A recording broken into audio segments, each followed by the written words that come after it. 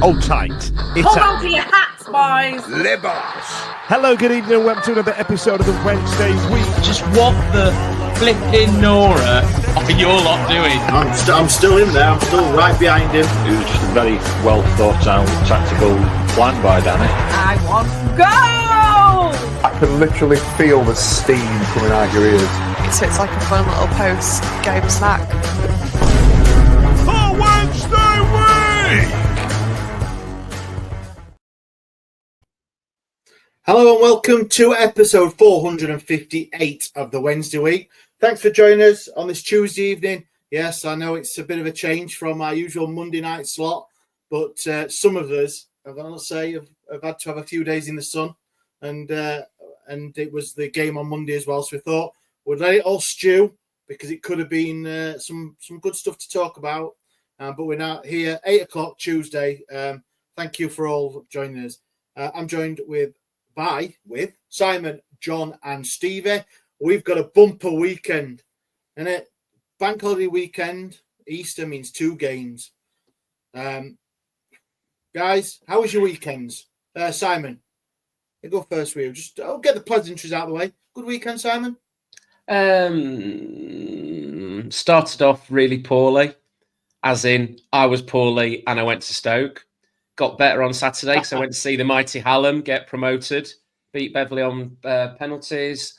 And then yesterday, despite the wet start, it ended up a nice surprising result, considering our predictions. Yeah, John, good weekend? Yeah, it was nice, yeah. It was nice to get out and about. We got some decent weather other than yesterday, didn't we? We had some nice spells of sunshine and that, so we went out, got out in the fresh air and night, and it was nice, yeah. And pretty much same as Simon, you know. Stoke wasn't so great, but finished nicely with Borough, so happy days. And Stevie, being the teacher that you are, bet you loved your bank holidays, didn't you, mate? Yeah, it's been good. A bank holiday after 4 days after having 2 weeks off for Easter has been steady. It's been a bit of a shock to the routine. Stoke was emotional, personally. Might get into that in a little bit when talking about my away days with the little one. It was decided that she doesn't want to go anymore because Wednesday are rubbish. But we might get into a bit more detail with that one. Ash, talk to me about your weekend and what have you done with Dan Fudge? Yeah. So me and Dan, our families with another childhood friend, went over to New York for the weekend. So we had a couple of. I had 3 nights. Dan was there for 5 nights. So he comes back today. That's why he's not on the show tonight. Tonight I think he flies back. But yeah, a couple of days in the sun.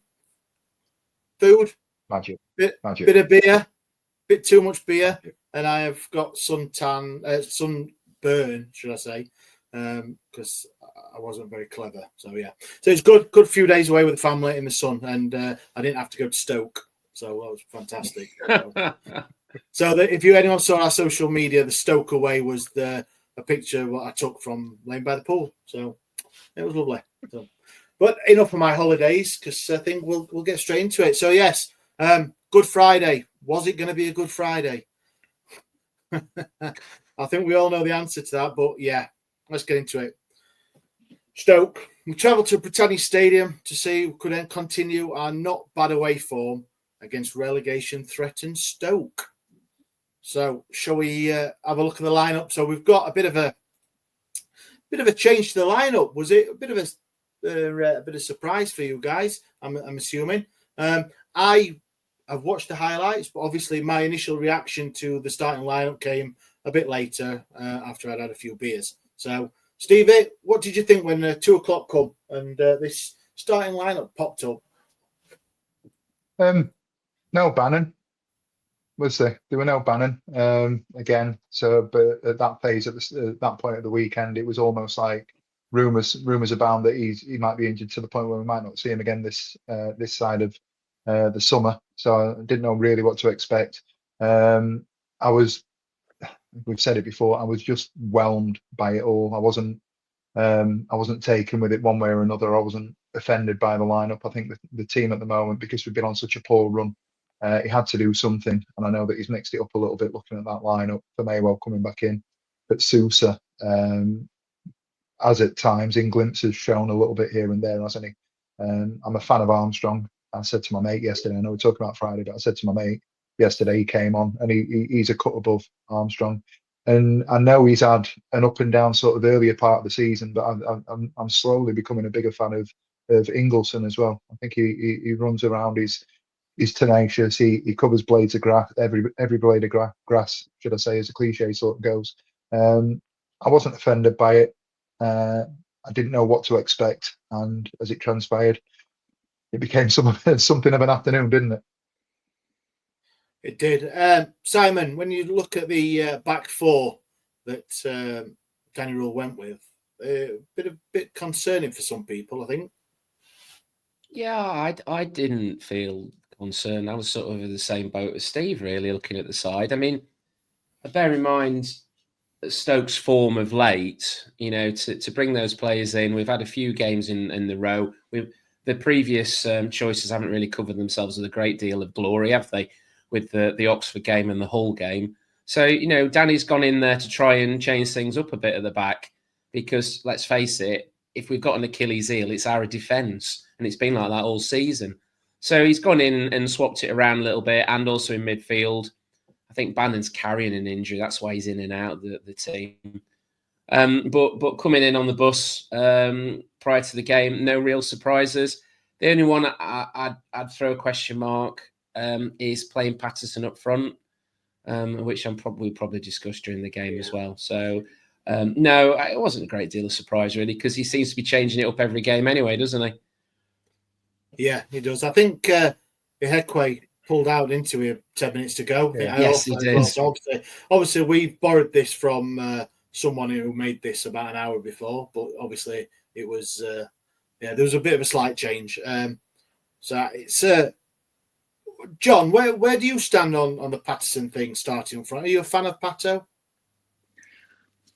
It's a strange one because I get why people like his qualities, but it's not always what you're looking for, is it? Sometimes it's like it seems like he's more of an impact sub where you want to get some physicality into the game, somebody who's got a good engine and will run around and cause problems.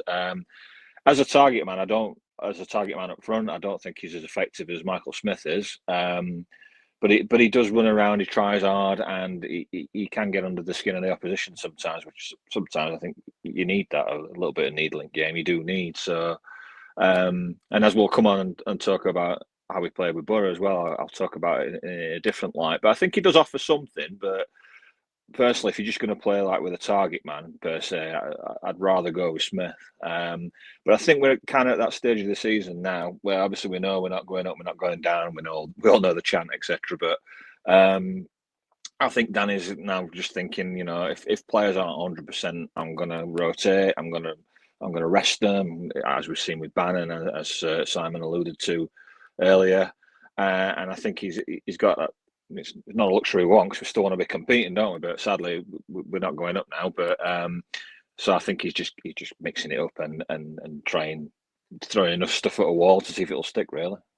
But playing Patterson up front, it can't say. I know Ugbo has not exactly hit the ground running, but it can't say a lot for what he might be showing in training or something because Pato's hardly banging him in. So. Why go? And he's not a recognised frontman. So why isn't he just playing Ugbo up front? Because I don't get it. I really don't get it. He's not a striker. I think he played right back for Cardiff. We played him right hand side of midfield, and like you say, we'll talk about Monday's game. But why is he playing it up front when we have got a striker? He hasn't scored, but he is a recognised striker. Why aren't we playing him instead? I didn't get it. I really didn't get it. And it became more apparent as the game went on as well. Yeah, well, start of the game, we've known that our away form has been a hell of a lot better than our home form. And you look at Stoke, their form as well. They are or were relegation candidates going into this game, and they were in that dogfight. So you'd want a good, strong start, wouldn't you? And I think we've said it, and I've said it on this podcast before, that there's been many times that at Hillsborough and away that the first 10, 15 minutes, we have been the much better side. So you just want that strong start. But obviously, 21 minutes gone and Stoke score. It was what I've got down. I've got a couple of notes here because I didn't watch it, so I went to watch the highlights and stuff. So I'm here. Look, I've got Stoke scored after 21 minutes after poor defending, allowed a pullback from the Stoke left-hand side, and Manoff swung his left foot, and Charles had no chance. So that's it. That's the thing from Stoke. Yeah, we didn't create anything of note. I mean, you guys that were there at Stoke, I've based mine off the highlights. So, was it that poor in the first 20 minutes? Was it a poor game? No. I know Simon's just said yes, and I think Simon will probably say that it was a poor afternoon. And I want to preface what I'm about to say by saying it wasn't great by any stretch of the imagination, but I get that feeling like you just said about the first 10-15 minutes. The first 10-15 minutes, I thought, do you know what? We're all right here. We might. And then we just fell off a cliff. So from the moment, I'd say from sort of the moment the goal went in, I'd agree with everything that Simon's probably going to say.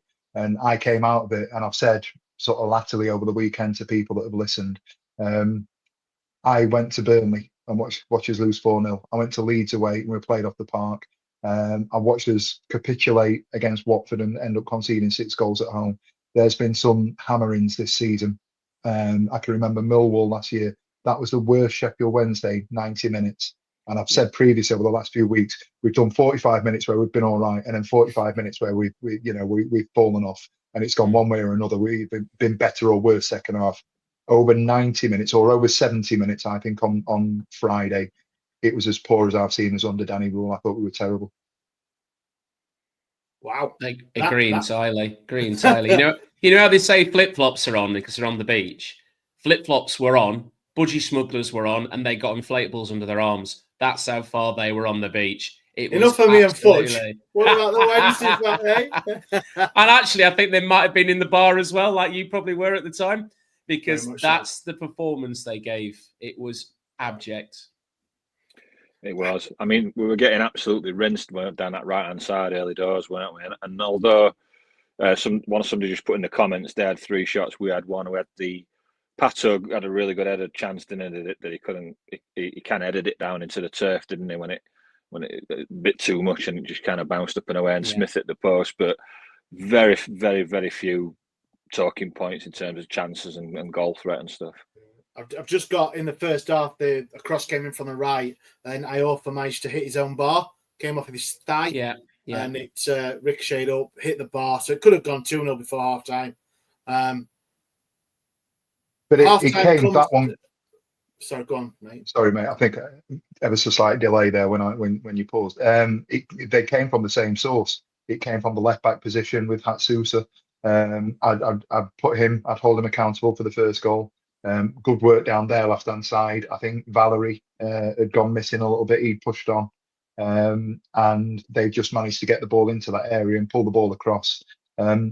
We were loose in the middle of the box. I can't really lay blame too much on the centre half, but they sort of held their positions, and I thought they were in a reasonable position, to be honest with you. The ball's gone right through them, and it's gone on the backside to Hatsusi at the left back position, who would not tracked his runner at all. We talked about other players that don't have that awareness of where the player they're supposed to be marking is.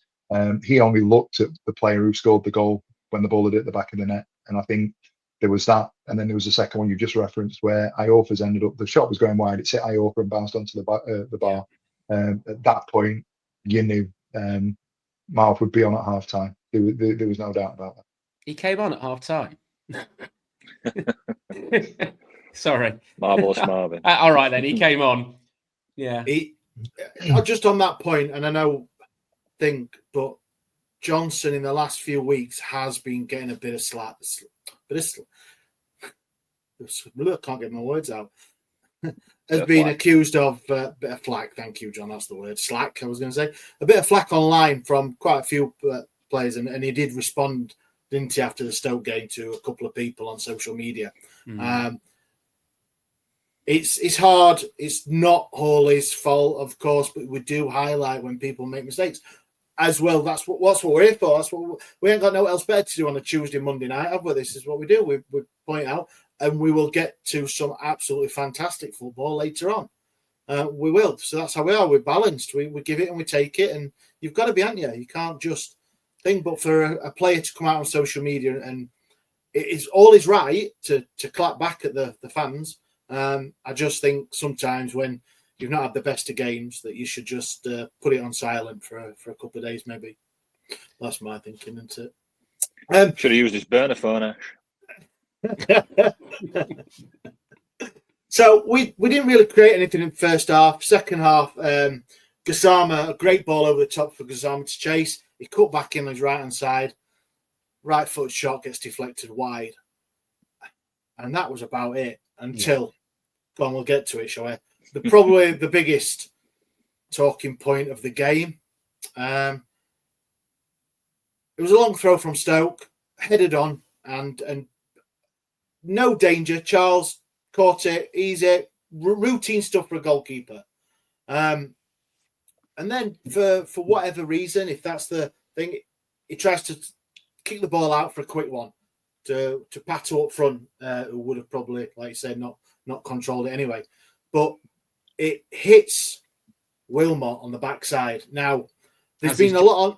Well, this is just about him to say, Simon. There was a lot online about this, and I'm an idiot. I don't know the rules. Stevie, you've played the game at a reasonable high level. I know rules changed since your day, but what?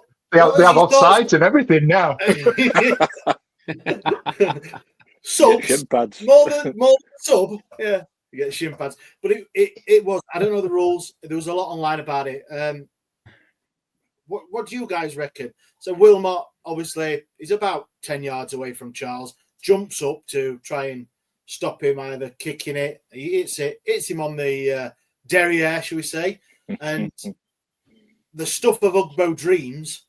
It gone in off his arse and into an empty net, and it's 2-0 Stoke. Stevie, what were your thoughts on that? And is it? And we are, and we've talked about him a million times on this podcast. The good, the bad, the what we think of him, but surely that is just a slight error from Charles. It's unfortunate. Call it error. Yeah, I can see why people would say it was an error. I'm not sure. I think it's a learning curve for him, obviously, isn't it? It's one of those where historically you've seen those things that almost change the way that goalkeepers play, where they will have a ball in their hand and they used to throw it on the floor without looking behind them. And you had the old sneak up from behind and just slide it in. Dion Dublin did it once, didn't he? And I think I can remember, was it Gary Crosby going way back? And I am showing my age. Did it at Man City, I think, and had it out the keeper. Yeah, so when you Peacock Farrell as well, wasn't it? Against yes, was it Ipswich? Yeah. You're absolutely right. So it's that sort of level of it's something I've done that I shouldn't have done, and I'll never do it again. And it was just a sort of an impulsive thing that he's done as a goalkeeper taking a goal kick. The thing that irked me, if I'm honest with you, at the time I thought surely it's a foul. Where I'm sat behind the goal, you can't see the distance. If I'm honest, there probably is enough distance to sort of say it's not a foul. He knows what he's doing. His intention. If you go back and look at the replay, he looks over his shoulder and he does consciously jump as Pearce is trying to take the goal kick. The thing that irked me more than anything, and I posted this on socials yesterday, Stoke have cut it and they've done this really artistic graphic of him running to the corner. He pulls out his arrow and he gives it one of those as if he's just taken on 5 lads and scored an absolute worldie. The guy was just right place, right time, and he celebrated it as if he's won the World Cup final. The cheek of it all just got to me a little bit, if I'm honest with you. Yeah. Did you think it was a foul, Si? I mean, in the heat of it, what was it on? Or the initial kick, potential foul, and what you thought in the stands? He intentionally did it, didn't he? Because, like Steve says, he's looked over his shoulder and he's jumped. And it's that how far he was away, and I was like Steve. We were up in the gods at the far end, so we didn't actually see it until I think they showed the replay on the scoreboard, something along those lines. We were a bit like, what's gone on? How's that gone in? But then listening to people afterwards and looking at the comments, some are saying no, But we had a chat about it at the game the following day, and all our opinions, including the Sheffield United fan, was that it was a foul, that he deliberately did it, and that was that. But it stood. We didn't get anything, and to be honest, were we good enough to get a draw at that game? No. So it'd be 1-0 or 2-0. Yeah, I think if I can just stick this one up, Ash. I'm just going to get to your house and do comments. Chef Cam's online. Anyone having a go for him, having a go at the kid for that once their plums feeling. He's a babby learning his trade. Chef Cam's got shoes that are older than him. And it's a fair comment. He's learning his trade. If anyone's feeling plums, then you know where to go. If you want your plums feeling. We've got Jay Bloggs says technically a foul, but Charles shouldn't kick it and he'll learn from not wait for a decision. And Scotch 24, he says, don't be getting on his back. He showed you how good he is in on Monday. And that's what I meant earlier. We can do this because we can do the other stuff as well. Absolutely. Which I'm sure we will get into in a bit. And I've just noticed, I know it doesn't matter to anybody who's listening to this podcast, but if you're watching it, I haven't got the right setup on. So if you've noticed, there's no social media things on the bottom there. Oh, no. So I know. I don't know why I just mentioned that. So we do look a bit bigger on the screen. So apologies for that. And there we go. Cheers, Stevie. As if by magic. You've moved now, Ash. You're below me. Oh. Craig Haywood's been on. Good goal for me. It's Charles's error. The guy didn't prevent him dispatching the ball. Had it been for us, we'd have been laughing all day long.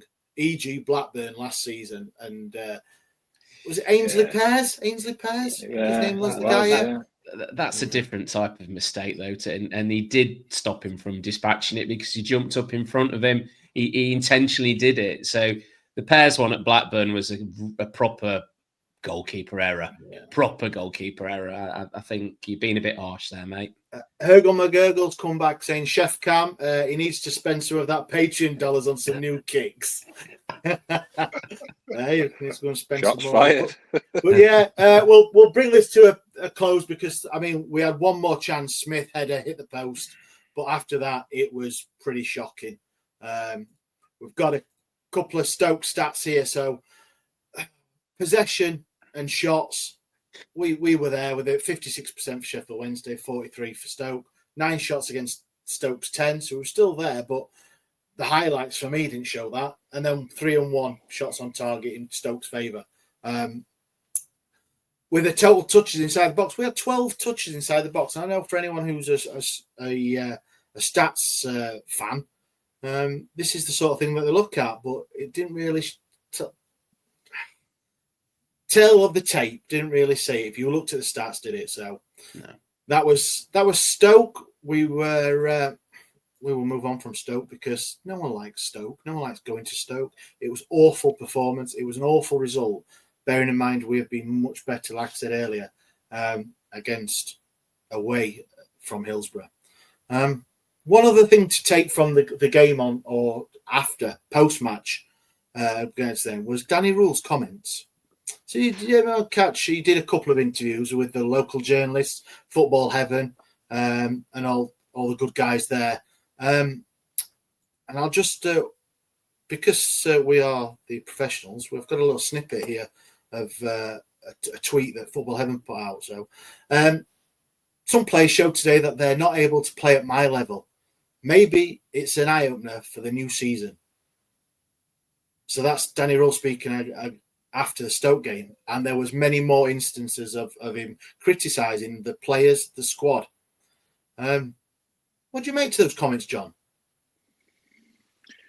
Bit eyebrow raising, considering how a couple of weeks, maybe it felt like only a couple of weeks prior, he was saying, "I'll never forget these players." They kind of like showering praise on him, wasn't it? Just how much they run for him, they work for him, they buy into his ideologies and everything like that, and then to come out with kind of a role reversal comment like that, admittedly, you've got to take it in context. It is pretty shortly after the game's finished and emotions can be running high, but it certainly didn't go in keeping with how he has been talking about the players for the large part of the season.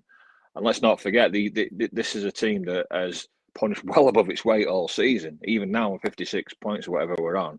We have punched above our weight because we have not had much in the way of quality additions to, we all know the squad. I think most Wednesday fans will agree that Danny's done such a great job. But he's elevated the players and they have played to his level. So a few bad results doesn't tell me that the players aren't at that level when a few weeks ago he was saying that he'll never forget them and showering praise on them. So I'm a bit confused about it, if I'm honest, Ash. Yeah, there's just a quick couple of comments. And Craig, ever the optimist, so he plans to be here for the new season. Check that. Well, some fans. And Martin Beebe, how many of Danny's signings have been a success? It's a ridiculous comment, and I've lost a little respect for him, in truth. Do you think that might be something that's been felt by some of the fan base, Simon, that they may have just lost a little bit of the Danny Roll love? I think a few of the fan base, probably myself included, have been questioning the performances since Christmas, both home and away, but obviously specifically at home. And then obviously the run-in over the last few games. Going back to Danny's comments, and I think there was some comments on there as well, the players not being to his level. He also has to look at the fact that he was part of the team that signed a lot of these players at the start of the season, and also as well decided to renew contracts of players that are playing in that. So it's a team. A majority of the team he hasn't actually inherited from somebody else, which you can't be said about last season because obviously he inherited the Cisco Munoz signings and had to make a silk purse out of Sav's ear to keep us up. I think he had a get-out-free card, didn't he, after last season? And we did have a great, there was a great start to the season. But if you look at the performances that we've had and the results that we've had since January, you could, if you took that as a separate point, you would say that is managers have been sacked for less. And I would certainly, if there are certain teams looking at him and seeing him as the manager to get them out of the Championship and back into the Premiership, if it is certain teams that are coming down, maybe they should be. I think there are managers out there who've probably got better credentials on their CV as it stands at the moment.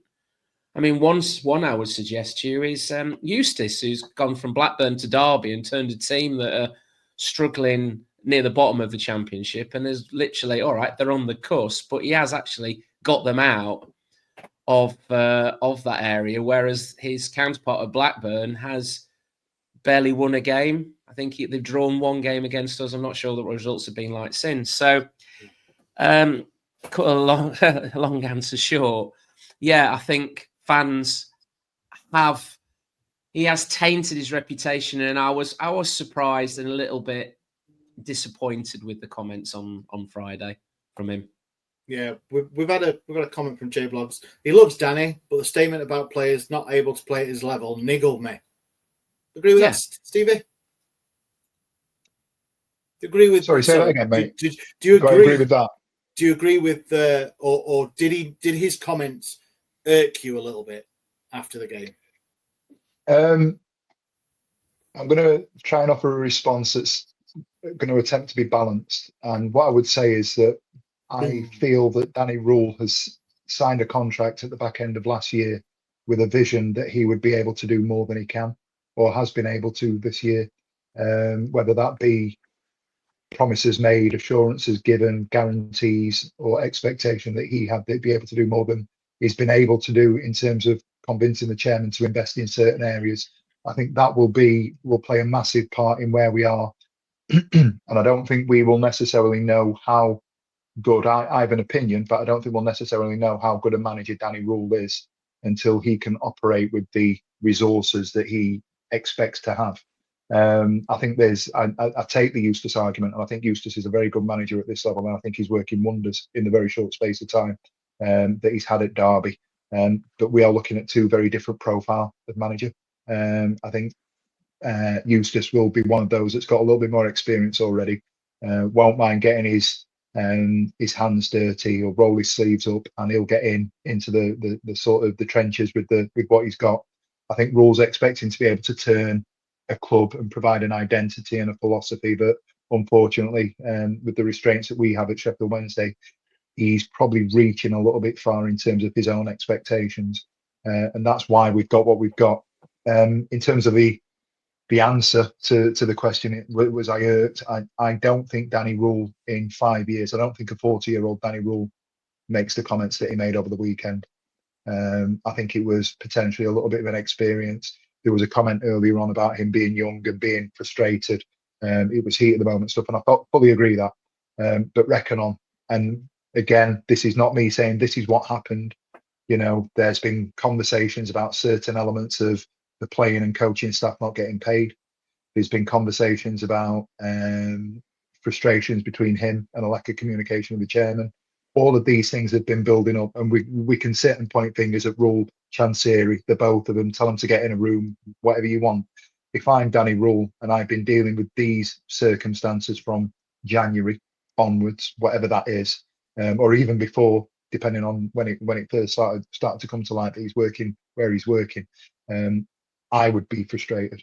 You know, we have tough days at work and we come home, we want to kick the cat, scream at the wife or whoever it is that we've got at home, and shout at our children. So if you're working in, you know, if you're working in conditions where you're at that high pressure, that high level, and you've not been able to do something in the moment when you can see it and you want to do it and you don't have the resources to be able to, I get why he's frustrated, but I accept the online sort of criticism that he's taken, because he's called out people that he publicly has previously got behind, and I don't think he's coloured himself with any glory there. Last couple of comments before we go for a break. Music to Harpo Speaks. Apologies. Music to Chansiri's ears is shifting the focus to the manager. Deja vu with what happened with Moore. And then Mr. Happy J. birthday, Darren Moore, by the way. Oh, yeah. Happy birthday to ex-manager, promotion manager. Mr. J, home form have been very poor and some selections have been questionable. I think Roll is learning as well. Under these conditions, he's doing well. So, and then last one from Matt is, he agrees with you, Stevie. So, yeah. Is he still at last man standing? It's 33 minutes. The boss will be having dicky fit that we haven't done it already. So, some people are going to try and sell you something. Brace yourself. Some people are gonna try and sell you some things.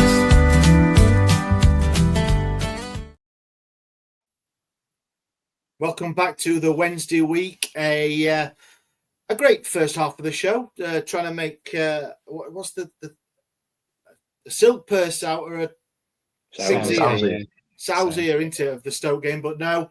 Back to Hillsborough yesterday. It was looking to turn a bad Friday into a banker of a Monday. Do you like that? I come up with that myself. It was good though, wasn't it? Playoff chasing Borough and 3,500 fans made the trip to Yorkshire for a game that was, including our podcasters, thought was going to be a tough ask, because a couple of us went for a draw and the rest of us went for 3-0. 4-0, John. and 2-1s, I believe. So not many of us thought we were going to do anything because of our outstanding home form. Well, guys, it was an interesting day, wasn't it? So we'll get straight into it. Let's have a look. What we got? We got some Borough lineup. So starting 11 yesterday was Charles, Valerie, Ottagbayo, Johnson, Shea Charles, Ingleson, Bannon was back as captain the side, Gassama, Windass, Patterson starts again, and Smith. Stevie, thoughts on that one? After Friday, I'd had enough, to be honest with you. I'd said a couple of weeks previously I could see us going the rest of the season without winning, and it was still quite raw from that performance on Good Friday and the comments over the weekend and all the off-field stuff that I don't think we're going to get into in any sort of major depth tonight, because he's nothing that we could substantiate necessarily.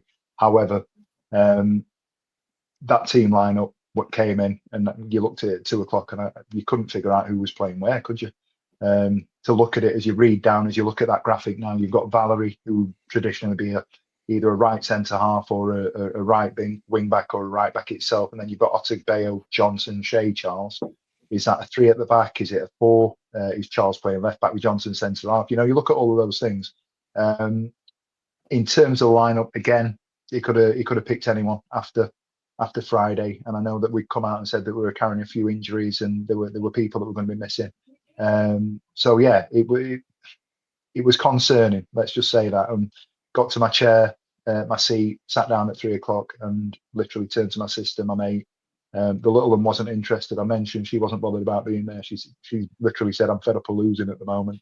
So I spent a lot of the time sat in a seat where she's normally up and out of it.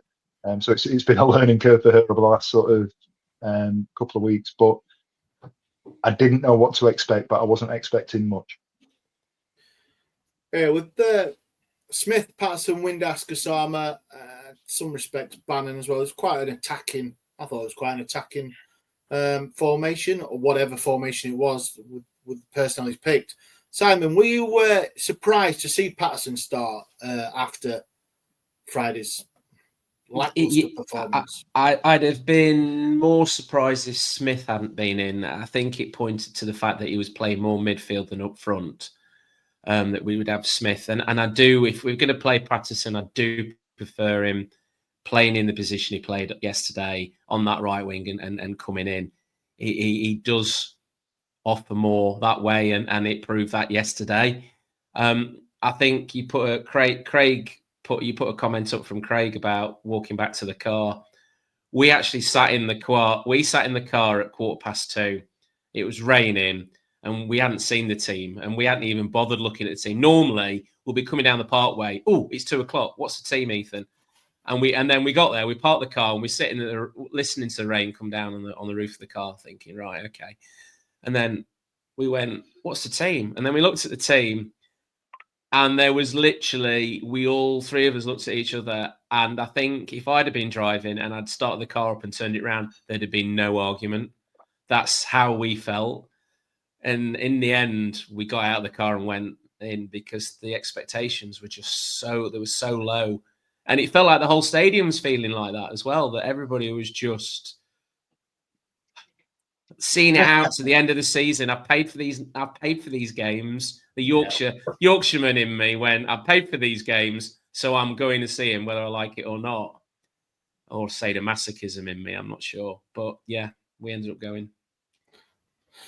Right. So same again. It was the same old, weren't it? We had a home game. As form's not been the best. I think we'd lost straight 5 at home. So you want a good, strong start. I don't think conceding after 11 minutes is a good, strong start, is it? So we've got here. It only took the visitors 11 minutes to go ahead through Azaz. Sloppy defending by Johnson allowed Borough to pick it up in the final third. Ball made its way over to Azaz on the left. Took one touch and slotted it past Charles. Bit of a kick in the gut, that, John. It were, and I'm sure many of us were thinking, here we go again. This, after the rotten performance at Stoke, we won down early doors back at Hillsborough. Everyone's feeling like the players have checked out. Fans are going through the motions. Not very optimistic. People questioning whether they're going to go or not, like Simon and and Stevie's daughter's losing interest, and you're like, oh gosh, here we go, 1-0 down already after some sloppy play at the back, trying to play out from the back, got caught out, and easy finish for him. Really, nothing Charles could do about that one. And just at that point, I just thought, is this going to be another 3-4-0? Obviously, which is what we kind of were predicted beforehand, but. A terrible start, but we have a habit of going behind, don't we? We seem to go behind, and that's been the narrative this season, which is why we're the best side in the league at coming from behind. I think we've got the most points for coming from behind, falling behind in games, but it just didn't feel like that kind of game going 1 down. It just felt like we were in for a rough ride, but thankfully it didn't turn out that way. 24 points we've won from losing positions now. Somebody put out a tweet earlier, betting, I think it was, stats thing. Put a graphic out. Playmaker stats. That's it. Put a stat out earlier today saying 24 points most in the league. I mean, I'd rather not be top of that league because We want to be winning easily, don't we? We don't want to be coming behind. But if you're going to have to get the points from somewhere, and if you're 1-0 down, you want to be winning them. Bit of a, like I say, it was just a kick in the teeth because, like I said before, 15 minutes, we've always looked pretty good for me. But it could have been even worse, though, Stevie, couldn't it? And we said earlier, we got one side of our new number one goalkeeper, we can call him that now. He's been in for 4 or 5 games now. And then we've got the other side of our number one goalkeeper. For me, I don't know about the penalty decision, but it looked a bit harsh on Svante. I thought it was a bit of one of those 6 of one, half a dozen of the other, and the geezer got him round the head, and it was a bit... Oh. He actually fouled Svante. Yeah, it wasn't Svante fouling him. It was, I think it's very harsh. And obviously, from 12 yards, Pierce Charles came out the winner, didn't he? Yeah, I agree. I don't think it was a penalty. At the time, it looked just like a coming together. And I couldn't actually see what happened. And it's only when you go back and look at the highlights. But I've had to look on the replay 3 or 4 times and, really sort of dissect what happened to see where the contact was. And even as we're sitting here now, all I can see is that initial hand-to-arm contact. But he doesn't pull. He does what footballers do, and he puts his arm across. But other than that, there's no tangling of legs. He doesn't trip him. He doesn't clip him. He doesn't pull on anything. He hasn't got a handful of shirt. There is contact on the arm, absolutely. But if we're given a penalty for that, in that instance, we would be seeing 15, 20 penalties a weekend more than we are at the minute. I thought it was incredibly harsh, and I was very surprised. I think Rule came out in his post-match and said he didn't think it was a penalty in his own way. I'm quite surprised that there wasn't more of an uproar. I think if we'd have drawn or lost the game, there'd have been more to have been made about the penalty. In terms of the penalty itself, we do respect to Pierce.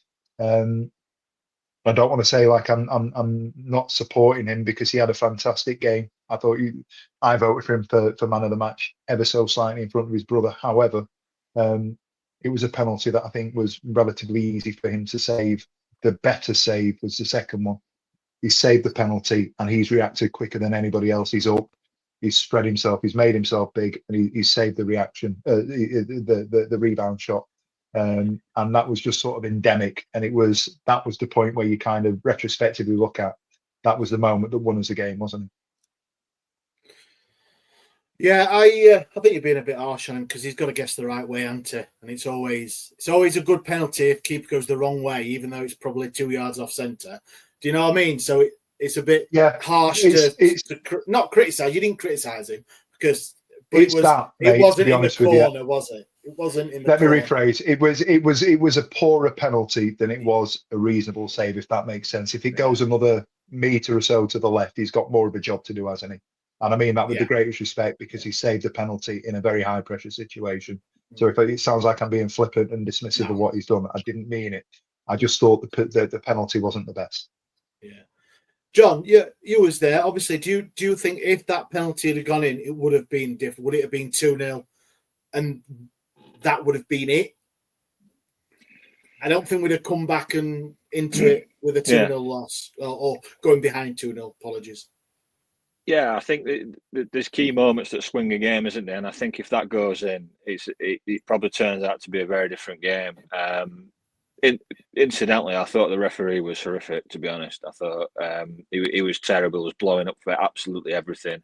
I think both sets of fans would have been frustrated with him. And we've already kind of decided, it wasn't a penalty. But yeah, I think if he doesn't save that and it's 2-0, I think we're looking at a different game there. Especially with the troubles we've had at home and not winning since New Year's Day prior to Monday. So yeah, props to Pierce. He guessed the right way, which is half the job, isn't it? He guessed the right way, and then he had the good sense to get up and make a reflex save on the rebound. I thought it was brilliant all day, and what a way to answer after that. That blunder at Stoke. I thought it was absolutely superb on Monday. Sure. Probably shows a little bit of mental strength from a young keeper as well, doesn't it? Yeah. Because he's not made that many I think probably that's probably his first howler that's resulted in a goal. Yes, he's probably been a bit poor in saving things, or should have been in a bit of position, but I think that was his first real goal scoring howler. And then for him to actually turn in that performance yesterday with not just a penalty save, he made a couple of really good saves as well. Like you said, double save, but then there was a couple down to his right hand side again. It was a good, mature, mental performance from him, I think I'm going to say. And rightly so, he did win our, you voted him, your guy's man of the match. Jay Bloggs is reporting Pierce Charles's distribution was better than any keeper in the division. I think that's a lot he's been levelled at him about that, his distribution. There's been a couple of times that I've not seen that myself, but I'll give him props for yesterday's performance. Absolutely fantastic. We'll carry on in the first half. Windass had a great chance. Ball come over from the left. He hit it first time volley, and it fizzed past the far post really low. Good chance from Windass. And then just before half time, I've got Bannon with a poor pass and Force, who missed the penalty. It's the shot low to Charles's right side, and a fantastic save by Charles from just inside the area he was. So we'll get into the second half. What were you guys were all there? I was just getting home from the airport. What were your thoughts at half time? Obviously, we know what we've been like since New Year's Day at home. Even though Middlesbrough they had one other chance apart from the penalty what I've just mentioned, and we didn't offer very much in the first half. Stevie mentioned it earlier about the 45 and then the 45. Did you think that this is it? We've had the crap 45. There is a good 45 in Sheffield Wednesday. Will it be this second half? Simon, was that your thoughts at half time, or was it I need a pie? I'm cold. I actually thought we had a bad 21 minutes. Then as soon as the penalty save and the clearance, we became a different side, and so did Middlesbrough. We then became the dominant side in the team. I don't know whether Middlesbrough also then suddenly started going, hang on a minute, we haven't finished them off here with this penalty. They started getting a bit jittery, or it was down to the fact that we just suddenly went. It was that switch that we needed to turn around our performance. And if it had gone 2-0 down, I could actually have seen us capitulating because the crowd weren't up for it. The players didn't look up for it. But then as soon as Charles made that double save, and then I can't remember who cleared it after that as well, because that was as good a clearance as the two saves before as well, because it just got it out the area. And then, to be honest, at half time, we were all actually pretty upbeat. We thought we've played a lot better despite being 1-0 down, a lot better since the penalty save. Apologies. What were your thoughts, Stevie, half time? Were you in the Molly camp and you were ready to go home? You know? No, because despite everything that we're talking about, 1-0 is, given the stats in terms of from a losing position, 1-0 it's effectively, I know this sounds perverse, it's effectively a 0-0 for us, isn't it? Because we've shown that we can come back. And to everything that Simon said, as you walk out, they'll put the stats up, and we walked up to get some food and what have you. And you look right, you see the scoreboard. They had more of the possession. They had the majority of the possession, but it wasn't significant. However, we had more shots. We had more shots on target. I think we had more corners. We were better with the ball than they were. I think if you look at the stats, if you have a sort of a deep dive, they passed the ball significantly more than we did on Monday.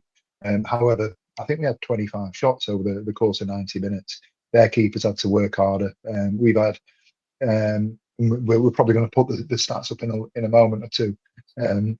We had 40 touches of the ball in their box, so that sort of talks about the kind of game that it was. Once we'd saved that penalty, I thought it was a bloody good game of football, to be honest with you. Forget about standard, forget about this team is outstanding, this, that, and the other.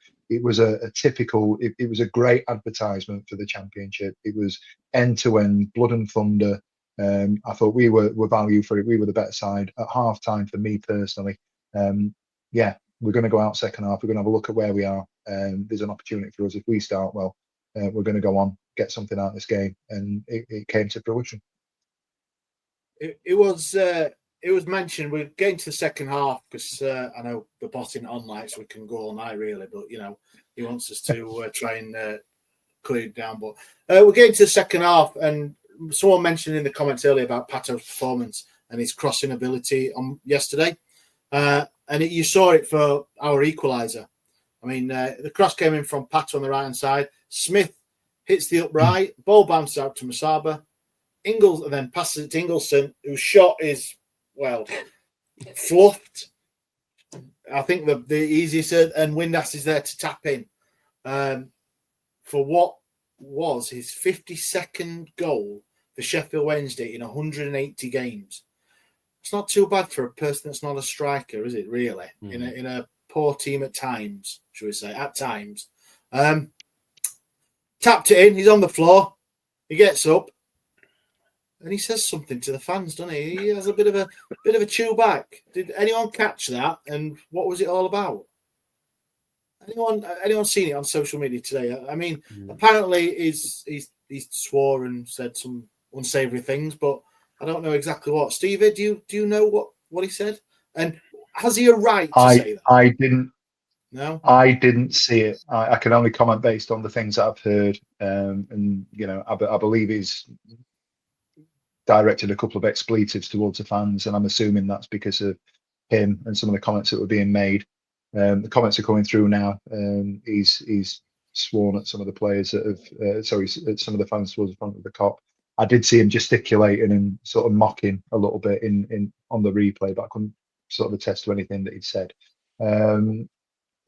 In the moment, at the time, I wasn't thinking, "Oh my God, Windass, what are you doing?" I'm thinking, "Bloody hell, it's 1-1, and we've got an opportunity now to go on and get a second goal." Yeah. I thought when I saw it in the highlights, and he turned, he obviously slid in, turned, and just where he turned from the right hand post, it looked like it was in the direction of your two favourite female podcasters, Holly and Charlie, and I didn't know if he was going to go like this or tell them to F off or whatever, because they do get a bit tasty at the football, them two, when they're together. So maybe Holly wanted to lick his face, and he told her where to get off. Yeah, but yeah, what is? I've got it here. We've got it here. There was a tweet, 52 goals for Sheffield Wednesday, which is a great thing. He goes ahead of Marcus Tudgay, and he's the highest scoring Sheffield Wednesday player this century or this something century like that. in the last 25 years. So in 25 years, he's the highest scorer so far. Yeah, which is not to be sniffed at, really, is it? Come on, is for all what he's been. What it is. It is, I know, and there was something that went out just a couple of hours ago before the show started that he put something on LinkedIn about 52 goals. See how far we can go for the last two games or something like that. So hinting that he may be moving on in the summer. So I think we've got that, mate. I'm sure we will. Well, he's linked every off season. I think it's usually Brazil or somewhere else. I'm sure we're going to talk about the ins and outs in the close season anyway. So that's it. How did it feel? So did you guys, and I'm asking you guys, and anyone in the comments, if you want, you were there. Your thoughts was one goal.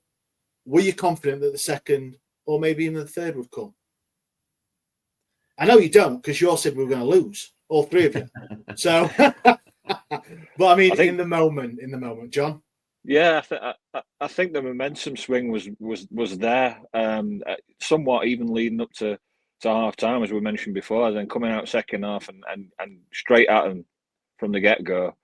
I think that momentum swing and then converting that, pressure into a goal with Windass there at far post.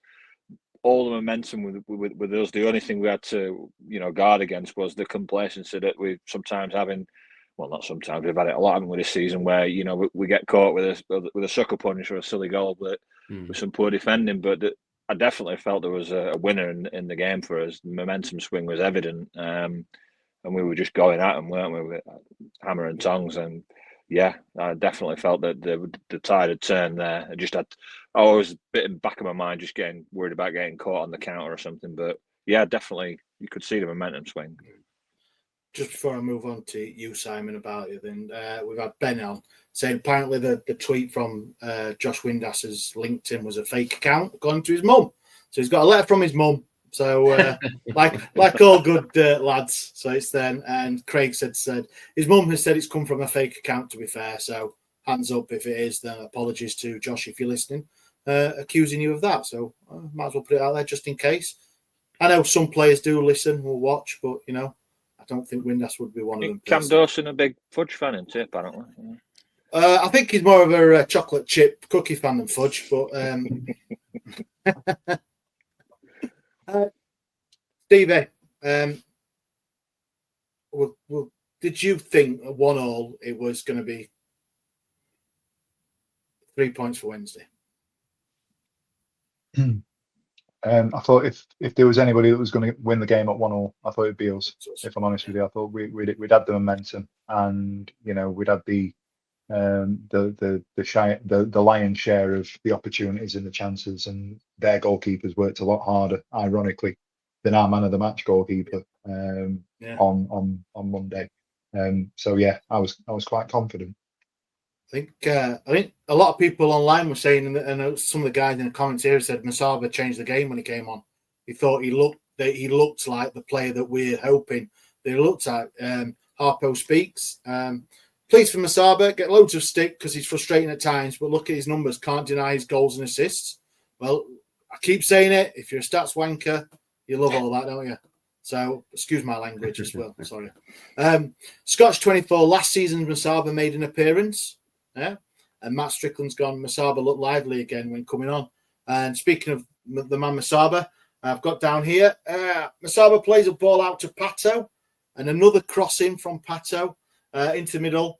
And what can only be described as a bit of a scramble, a bit of a melee, which we've seen at Hillsborough before in the dying minutes. But this time it went Sheffield Wednesday's way as Masaba gets himself in and the goalkeeper kicks it against him and it goes in. So he knew probably nothing about it in the 89th minute, and the cop end and probably all sides, well, 3 of the 4 sides were mental. Good time, Simon. Yes. It was Scotch 24's just put there. QPR flashbacks. Yeah. It was. Middlesbrough went full Sheffield Wednesday on themselves, and it was the Marx brothers of defending. Yeah. And it just so happened that Masaba was also in there, and like you say, I think it just came off his heel and went into the back of the net. It was going in eventually, just whoever it was going to come off. They were determined that we're going to score an own goal. I thought he was lively when he came on, Masaba. I really did. But he was running down a few blank alleyways sometimes, and he does like to pull a shot off when actually the pass is probably the better option. We had both sorts of Masaba. We had last year's Masaba and we've had this year's Masaba in that game, but he definitely brought some legs to the game. If can I shout out to Ingleson? I thought Ingleson had a great game as well. And I don't know whether you're going to talk about Shea Charles as centre-back, but you know what? He was just immense as centre-back. Absolutely immense with Otabeo. And it's a shame Otabeo didn't score that header. Was that just before we got the winner, wasn't it? Yeah, that was just headed wide. Yeah. I thought he had a good game. I think he's still got a lot of learning to do, like a lot of the young kids. But yeah, it was the goal we needed. It was great. A lot of us didn't know what to do because celebrating goals at home, second win this year. That's a horrible statistic, isn't it? That we've only won 2 at home this year. Yeah. So before we just wrap it up with we've had. Oh, sorry, guys. What's up? I know what Steve's smiling at. What are you going to say, Steve? I'm not. There's a comment, but that's not what I just wanted to. I just wanted to just sort of eulogize about the goal, if I may. It was the biggest juxtaposition of a goal that we've scored. I know it was a winning goal, and we'll talk about it being scrappy as hell. But if you go back and look at that goal, it was the build-up play was absolutely outstanding. That was prime top 5 Sheffield Wednesday. We're on form, where we're pushing for the playoffs. Danny Rule's the next deity, blah, blah, blah. It was that level of performance that we've seen previously. It was a flashback to the excellent football that we've played at various points this season. And if you don't mind, I haven't told you that I've done this. I've had a look and counted. There was only 9 passes. But of those 9 passes in the build-up to that goal, it started with the goalkeeper and it included 9 players, including Smith, if you scramble on the line. So, you know, Charles has played it out. And I know I'm geeking myself out as a bit of a stat, you know what, here. But I thought it was the build-up play was absolutely phenomenal. 1-touch, 2-touch play, bar a little sort of 2-3 second phase that Marv had. Pearce to Valerie, Valerie to Armstrong, Armstrong to Bannon, Bannon to Armstrong, to Palmer, out to Marv, back to Armstrong, Masaba, Pato, and then the cross came in. There's a little bit of a scramble, and then Masaba scored the goal. The only people, based on what I've just read there, the only people that didn't touch the ball were Shea Charles and Josh Windass. And that was without response to the Middlesbrough. So if you want to talk about, yeah, it was scrappy, the build-up play was absolutely phenomenal. You know, if there was an advertisement, for a team goal, that was it. Yeah, prime Barcelona. That's what you're saying, isn't it? But what I was going to say just before I finished up was, Simon, there was another centre-back who came on with an eye from Ben. I am sure Ben owes Steve money.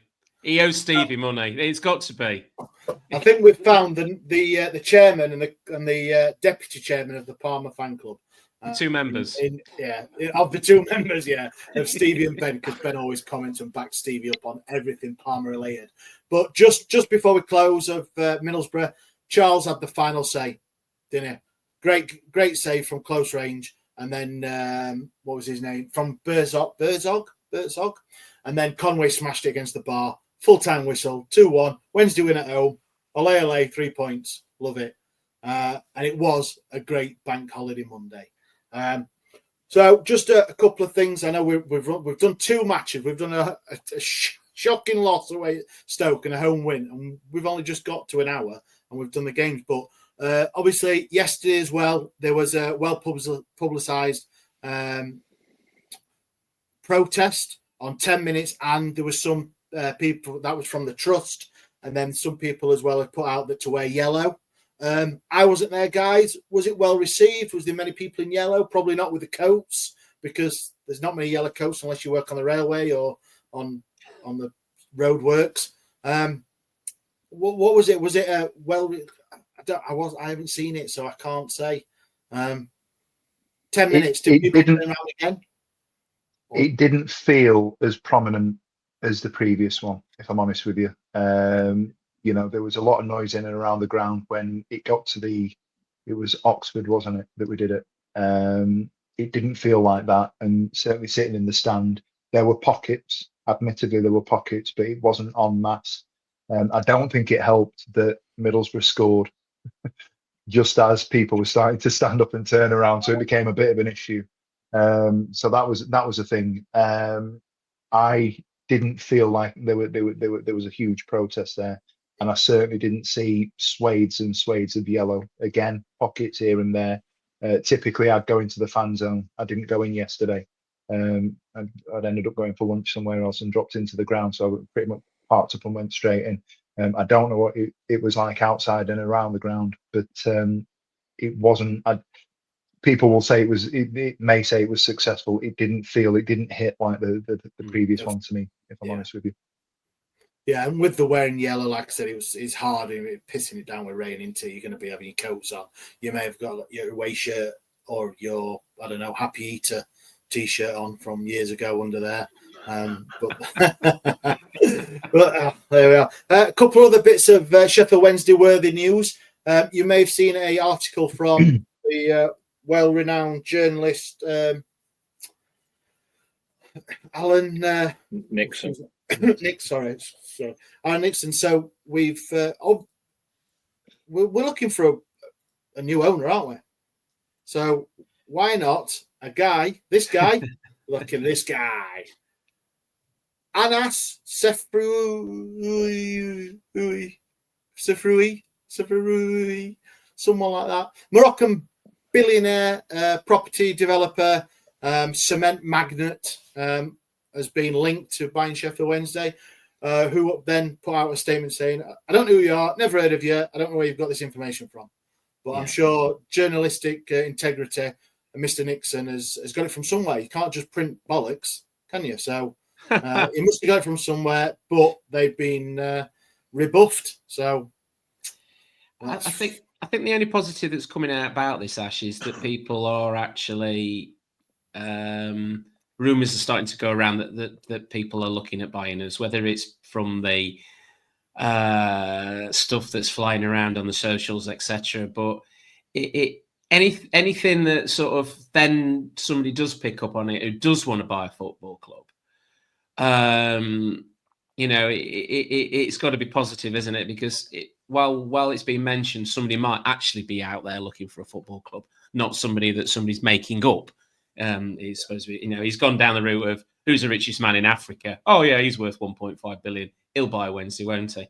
So Yeah, I mean there is a lot of thing going on in there. We've had Simon being on Wednesday Till I Die again with another podcast talking about the investment and all the possibilities of selling the club. So they're doing that thing, no doubt. He's doing whatever he needs to do for that.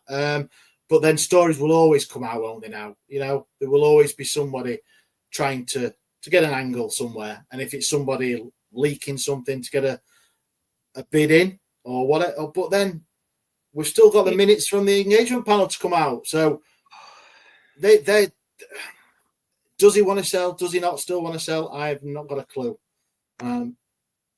Because I think a lot of what's going on at the moment, and I know that I've spoken to you today, Ash, and I'm not going to say anything controversial. I'm not going to do anything because I'll say it every week until there is actually something to say. When Dan did his one-off a couple of weeks ago, he used the line, "We're here to report the news and talk about what's going on. We're not trying to break anything.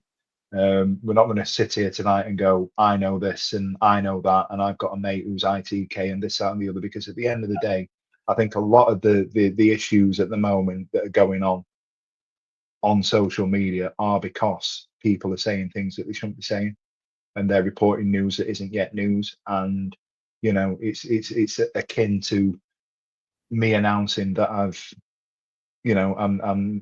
going to be father to a son, and in 9 months' time I've got a daughter. Do you know what I mean? There's a lot of moving components that are going on. It's the worst analogy in the world, that one. I'm so sorry.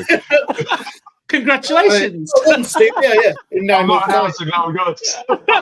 Yeah. Mrs. Spencer's in the next room having kittens. No, she's not. That's the wrong. Just the worst gender reveal ever. Yeah, it is. Honestly. Yeah, I'm Steve sure is right. Yeah, sorry, Stevie. Sorry. I was just going to ultimately things will come out, in the press. Don't believe everything you hear. Choose to believe what you want. And again, it's not a public service announcement on behalf of the Wednesday week, but we won't be commenting until there's something to comment on. And at the minute, we are privately in our own little group chats. We will share stuff and we'll have a laugh at the latest rumours and so on and so forth. But until there is concrete evidence, and the one thing that I would say, when it comes to the things that are being said, the most reliable sources, and I'll drop names, and the most reliable sources for me are people like Alex, people like Joe, even to an extent people like Rob Staten, who have got that direct line to the club. And if they're not reporting things, then it tells me that there's nothing to report. So maybe we'll get to it when we get to it, and it may come out tonight, may come out tomorrow. There may be more to talk about, but from a Wednesday week point of view, that's where we're nailing our colours to that mass. Not gender revealing. I mean, Matt's just asked a question here, and we've seen it today because. Well, I have, because I spend quite a lot of time on social media, especially Twitter and all that sort of good. Are we paying HMRC today? So there has been some reports today that the HMRC bill's due today, and I think Friday for this month's wages, or last month's wages, should I say. Once again, I don't know anybody. None of us know anyone, the ins and outs of things. So probably we'd report what's being stuck on social media or from a news outlet. So I don't know. But if this show goes out, obviously now and release it later tonight, if it comes out tomorrow, then we'll talk about it on next week's show. I know it'll be probably 6 days later, but do you know what I mean? We can only do what we've got here at the minute. So as they say in this neck of the woods, it'll all come out in Wesh, won't it? Yeah, it will. Hurgle McGurgle, gossip is tiresome, but we're all desperate for info. Tale as old as time. Is that Beauty and the Beast? Isn't it? I'm not going to start singing. I'm not going to start singing. I think the issue is that we all see that the way forward is where we're going at the moment. We can't keep going where we're going at the moment, and we need to see change. And I think that's what we all want. So that's why people are taking every bit of gossip, every bit of news item, and just basically looking at it and going, and clinging to it for a bit of hope. Until somebody's revealed and they're stood there in the middle of the pitch, whether it be one person or 10 people or whatever it may is. Male or female. Yeah, male or female. Yeah. I think Craig's just said, and to be fair, are the club likely to come out and say, here, we've paid the tax man? They just won't do it. No, I think it's the self-reporting, isn't it? You have to self-report if you're not going to pay. And that goes straight on the EFL embargo list, because I believe if we've got, as soon as we don't pay, I think we've got a three window transfer ban, because I think the 30 days we've used up, I think we're on day 30, so we can't go above that. And once again, I'm only just going on what I've seen online, because to be honest, it's a minefield for anyone. So if you're really confident in it, that's it. And Chef Cam, exactly, Simon. Folks are desperate for good news, and they do. They do, don't they? They want to know what's happening, and it to be the news that they want, and what probably 99% of the fans want at the minute. So yeah. Guys, I'm sure there isn't, because we can't really have any more. But is there any other business that you would like to bring up? No. Well, that's great. Thank you very much for joining us tonight on the Wednesday week. Oh, go on. Oh, yeah. We haven't done this tonight. All the socials are on the bottom. Yeah, and I'm deliberately sounding like it's not for next year's. We spend a lot of time putting out all this content and what have you, and we'd really appreciate it if you could just take a moment. If you're watching on YouTube, give us a like, a subscribe, bang on to your mates, and get them to get involved as well. Anything that you see and you're sharing would be really appreciated, because like I said, we're doing a little bits here and there.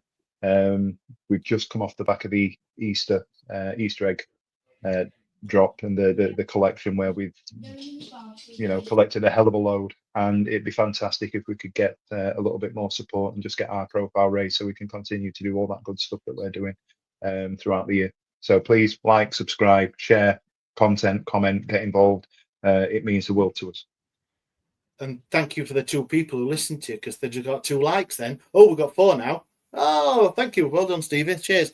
Yeah, everyone. Yeah, I've been Ash, your host for this evening, because Dan's still sunning himself. Thank you, Stevie. Thank you, John. Cheers, Simon. It's been a pleasure, as always. We will be back next week on our usual spot of Monday, 8 p.m. Please come join us. All the guys in the comments, thank you very much for commenting, getting involved. Love you all, and see you.